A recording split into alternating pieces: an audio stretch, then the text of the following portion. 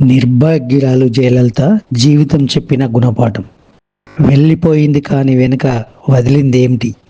పెళ్లి లేదు, పిల్లలు లేరు, వారసులు లేరు. తన మాట తప్ప ఎవరి మాట వినని నియంతృత్వం.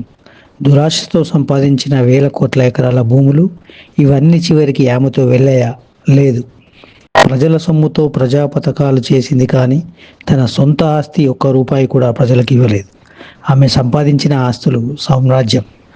తిరువెన్నెలలో 1197 ఎకరాలు, మలజాపేట్ల 200 ఎకరాలు, బత్తుకొట్ట 100 ఎకరాలు, షిరుత్తుపూర్ 25 ఎకరాలు, కాచీపురం 300 ఎకరాలు, జీడిమెట్ల ద్రాక్ష తోట 14.5 ఎకరాలు, కొడనాడ జీ ఎస్టేట్ 1600 ఎకరాలు బంగ్లాలు, వేద నిలయం, పోయాస్ గార్డెన్ 100 కోట్ల విలువైన ప్రసాదం, కమర్షియల్ భవనాలు చెన్నై అండ్ హైదరాబాదులో, వెండి 800 కిలోలు, బంగారం 28 కిలోలు, చీరలు 10,500, చెప్పులు 750, వాచీలు 91, వాహనాలు టయోటా ప్రోడో జీపులు, టెంపో ట్రావెలర్ మొదలైనవి.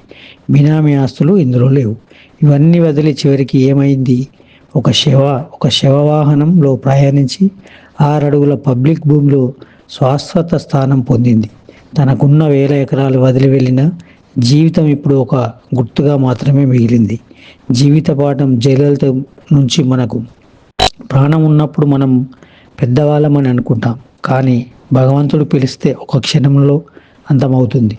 వైద్యులు, సంపద, అధికారం, అనుచరులు ఏవి చివరి క్షణంలో సాయం చేయలేవు.